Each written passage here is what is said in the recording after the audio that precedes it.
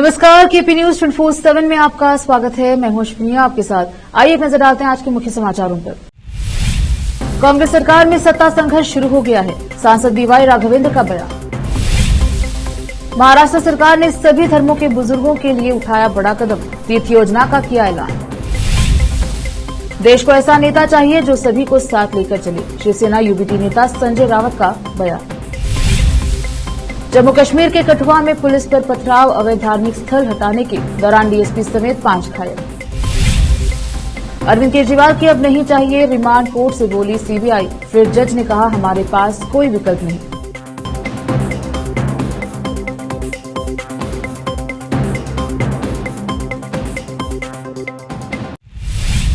अब समाचार विस्तार से। सांसद बीवाई राघवेंद्र ने राज्य सरकार पर हमला बोलते हुए कहा कि राज्य की कांग्रेस सरकार में सत्ता संघर्ष शुरू हो गया है। शिवमोगा के विनोबा नगर स्थित अपने आवास पर उन्होंने कहा कि राज्य की जनता कांग्रेस की ताकत में गिरावट देख रही है। उन्होंने कहा कि वे सीएम और डीसीएम कुर्सी की चर्चा देख रहे हैं। सरकार 1 साल बाद मतदाताओं से बदला ले रही है। दूध, पेट्रोल, डीजल के दाम बढ़ गए हैं। सांसद ने तंज कसते हुए कहा कि यह लोगों की जेब में पैसा पहुंचाकर चोरी करने का काम है। हावेरी में हुआ भयानक हादसा दुखद है। एमेहटी गांव के एक ही परिवार के 13 सदस्यों की मौत हो गई है। सरकार पहले ही 2 लाख मुआवजे का ऐलान कर चुकी है। अधिक मुआवजा दिया जाना चाहिए। कम से कम एक व्यक्ति को 5 लाख मुआवजा दिया जाना चाहिए। उन्होंने कहा कि पार्टी परिवार को आर्थिक मजबूती देने का भी प्रयास करेगी।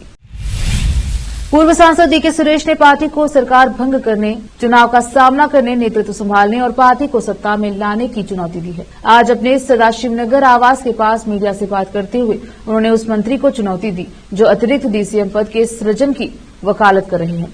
डीके शिवकुमार और सिद्धारामैया के नेतृत्व में सरकार आई है। हम यहाँ किसी को अधिकार नहीं दे रहे हैं। गारंटी योजनाओं को लोगों तक पहुंचाने का काम किया जाए। टोंग ने कहा कि विकास कार्यों पर चर्चा होनी चाहिए, लेकिन कहीं न कहीं वे अनावश्यक चर्चा कर रहे हैं। सीएम के पास पावर है, उनके पास यह निर्णय लेने की सर्वोच्च शक्ति है कि किसे डीसीएम बनाया जाना चाहिए और किसे मंत्री बनाया जाना चाहिए। 33 मंत्रियों को डीसीएम बनाया जा सकता है। उन्होंने कहा कि अगर सत्ता की इतनी चाहत है तो उनके नेतृत्व में चुनाव में जाए और बहुमत लाकर सत्ता में आए।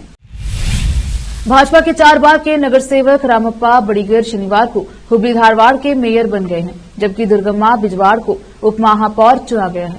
हुबली धारवाड़ नगर निगम एचडीएमसी में अगले 1 साल के लिए जुड़वा शहरों के प्रथम नागरिक पद के लिए भाजपा के उम्मीदवार को 47 वोट मिले। बीजेपी ने लगातार तीसरी बार यह सीट जीती। चुनावी बैठक में जहां 80 पार्षदों, 1 सांसद, 3 विधायकों और 2 एमएलसी ने अपने मताधिकार का प्रयोग किया, वहीं दुर्गम्मा बिजवाड़ को भी डिप्टी मेयर बनने के लिए 47 वोट मिले।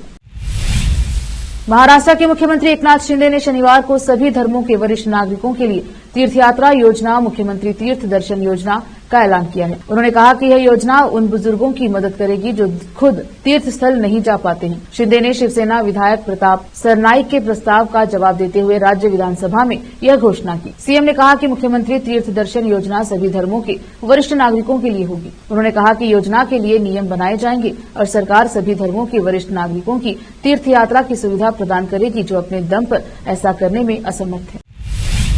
शिवसेना यूबीटी के नेता संजय रावत ने कहा है कि लोकसभा चुनाव के नतीजे प्रधानमंत्री मोदी की निजी हार है। साथ ही उन्होंने कहा कि देश को अब ऐसा नेता चाहिए जो सभी को साथ लेकर चल सके। संजय रावत ने हेमंत सोरेन को जमानत मिलने पर भी खुशी जताई और कहा कि अब अरविंद केजरीवाल को भी जल्द ही जमानत मिल जाएगी। संजय रावत ने कहा कि लोकसभा चुनाव का नतीजा पीएम मोदी की निजी हार है। राहुल गांधी ने पीएम मोदी को हरा दिया और उन्हें सरकार बनाने से पहले आत्मनिरीक्षण करना चाहिए था। देश को अब ऐसे नेता की जरूरत है जो सभी को साथ लेकर चल सके। हेमंत सोरेन को जमानत मिलने पर रावत ने कहा कि न्यायपालिका राजनीतिक दबाव में काम कर रही है। केंद्रीय एजेंसियां भाजपा की एजेंट हो गई हैं। राहुल गांधी के लोकसभा में नेता विपक्ष बनने के बाद और संसद में विपक्ष की ताकत को देखते हुए हेमंत सोरेन को जमानत मिली। अरविंद केजरीवाल को भी जमानत मिल जाएगी।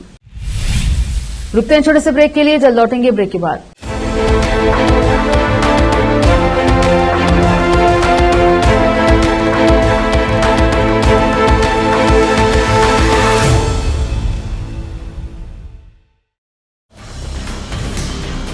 हिंदुस्तान के हर कोने में हम हैं मौजूद।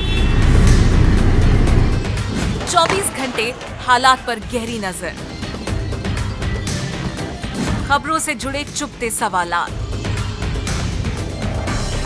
और आपको दिखाता है धार्मिक, सामाजिक, राजनीतिक, लोकल और इंटरनेशनल न्यूज की सबसे बेहतर कवरेज जो आपको रखती है हर पल बाखबर। देश और दुनिया भर की खबर के लिए देखते रहें केपी न्यूज 24/7। ब्रेक के बाद स्वागत है आपका। देखते हैं समाचार। जम्मू कश्मीर के कठुआ जिले में शनिवार को अतिक्रमण रोधी अभियान के खिलाफ प्रदर्शन कर रहे लोगों के हमले में एक पुलिस उपाधीक्षक समेत कम से कम 5 पुलिसकर्मी घायल हो गए। अधिकारियों ने यह जानकारी दी। अधिकारियों ने बताया कि हीरानगर के नागरी इलाके में अवैध रूप से निर्मित एक उपासन स्थल को ध्वस्त करने के लिए अभियान चलाया गया था, जिसका स्थानीय लोगों के एक समूह ने विरोध किया। उन्होंने बताया कि प्रदर्शनकारी हिंसक हो गए और उन्होंने पुलिस पर हमला कर दिया, जिसमें एक उपाधीक्षक सहित 5 पुलिसकर्मी घायल हो गए।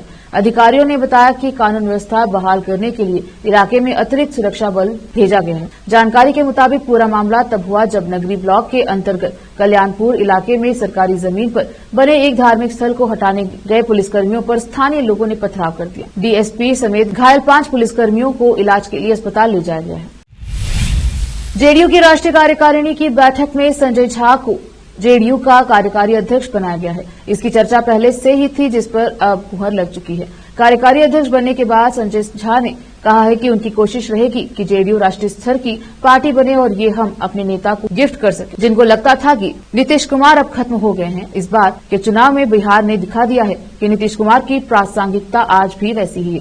उन्होंने कहा कि नीतीश कुमार ने नई जिम्मेदारी दी है, उस पर खरा उतर सकूं, यही कोशिश रहेगी।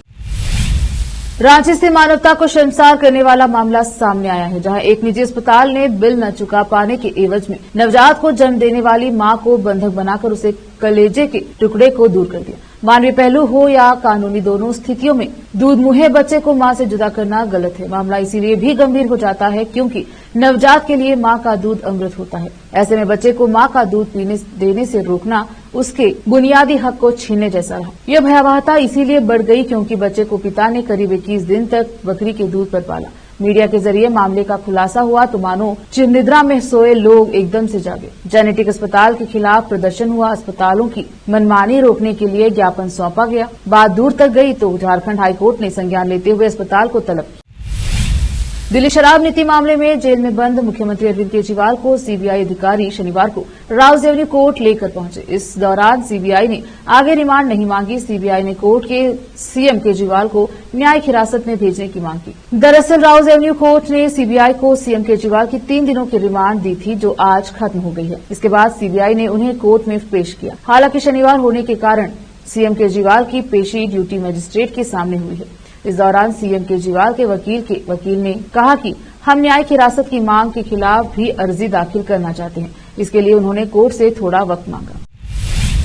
पश्चिम बंगाल में एक बार फिर सियासी बवाल मचा हुआ है। दरअसल पश्चिम बंगाल के राज्यपाल सीवी आनंद बोस ने शुक्रवार को कलकत्ता उच्च न्यायालय में मुख्यमंत्री ममता बनर्जी के खिलाफ मानहानि का केस ठोक दिया था। उन्होंने मानहानि का यह मुकदमा के द्वारा की गई उस टिप्पणी के खिलाफ किया, जिसमें उन्होंने कहा था कि महिलाओं ने उनसे शिकायत की है कि वे राजभवन में हालिया घटनाओं के कारण वहां जाने से डरती हैं। राज्यपाल ने इससे पहले दिन में बनर्जी की टिप्पणी की आलोचना करते हुए कहा कि जनप्रतिनिधियों से यह अपेक्षा की जाती है कि वह गलत और बदनामी वाली धारणा न बनाएं। सूत्र ने बताया कि राज्यपाल ने उनके प्रति इसी तरह की टिप्पणी करने के संबंध में तृणमूल कांग्रेस टीएमसी के नेताओं के खिलाफ मानहानि का मुकदमा दायर किया।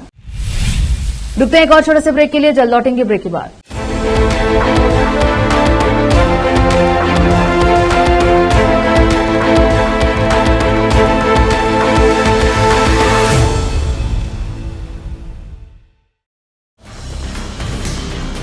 हिंदुस्तान के हर कोने में हम हैं मौजूद।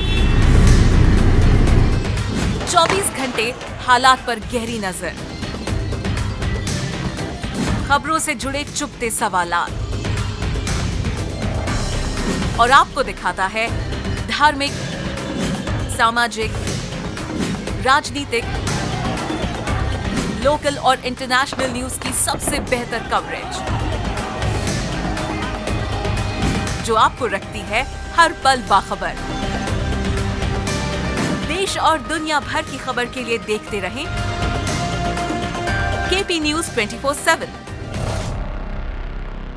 ब्रेक के बाद स्वागत है आपका। देखते हैं समाचार। उत्तर प्रदेश के लखनऊ में मुख्तार अंसारी के एक गुर्गे अभिषेक सिंह बाबू ने जेल से छूटते ही यूपी पुलिस और प्रशासन को चैलेंज किया। लखनऊ की सड़कों पर दबदबा दिखाने वाले बाबू का वीडियो फौरन ही वायरल हो गया। बाबू मुख्तार का करीबी रहा है। बम बनाने के सामान के साथ पुलिस ने इसे गिरफ्तार किया था, यानी रस्सी जल गई लेकिन बल नहीं गया। शुक्रवार को बेल मिली तो बाबू अपने समर्थकों के साथ लखनऊ की सड़कों पर जुलूस लेकर निकल गए, मानो कोई बड़ा तीर मार कर आए हो। वीडियो के वायरल होने के बाद गोमती नगर विस्तार बाबू के खिलाफ नया मुकदमा दर्ज कर लिया है। लद्दाख के न्योमा चुशूल क्षेत्र में वास्तविक नियंत्रण रेखा LAC के पास शुक्रवार देर रात T-72 टैंक पर सवार होकर नदी पार करते समय सेना के 5 जवान बह गए। हादसे में डूबने की वजह से सभी शहीद हो गए। सभी के शव बरामद कर लिए गए हैं। सैन्य अधिकारियों ने बताया है कि यह दुखद हादसा एक माइलस्टोन से करीब 148 किलोमीटर दूर मंदिर मोड़ के पास देर रात करीब 1 बजे हो रही मिलिट्री एक्सरसाइज के दौरान हुआ। टैंक के मौजूद टीम की बात करें तो उसमें 1 JCO और 4 सैनिक थे। अधिकारियों ने बताया कि 5 सैनिकों को लेकर जा रहा T-72 टैंक नदी पार करते समय अचानक आई बाढ़ के कारण डूब गया। खबर मिलते ही बचाव अभियान शुरू कर दिया गया। मौके पर रेस्क्यू टीम पहुंची। इस हादसे को लेकर सेना की प्रतिक्रिया आई है। लेह स्थित 14 कॉर्प्स ने अपने बयान में कहा कि 28 जून 2024 की रात सैन्य प्रशिक्षण गतिविधि के बाद अचानक जलस्तर बढ़ने के कारण सेना का टैंक फंस गया। उच्च जल प्रवाह और जलस्तर बढ़ने के कारण बचाव अभियान सफल नहीं हुआ और टैंक में सवार चालक दल के सभी सदस्य शहीद हो गए।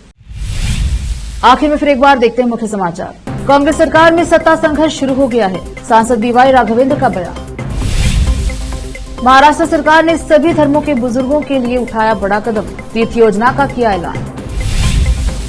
देश को ऐसा नेता चाहिए जो सभी को साथ लेकर चले, शिवसेना UBT नेता संजय रावत का बयान। जम्मू कश्मीर के कठुआ में पुलिस पर पथराव, अवैध धार्मिक स्थल हटाने के दौरान DSP समेत 5 घायल। अरविंद केजरीवाल की अब नहीं चाहिए रिमांड, कोर्ट से बोली CBI, फिर जज ने कहा हमारे पास कोई विकल्प नहीं।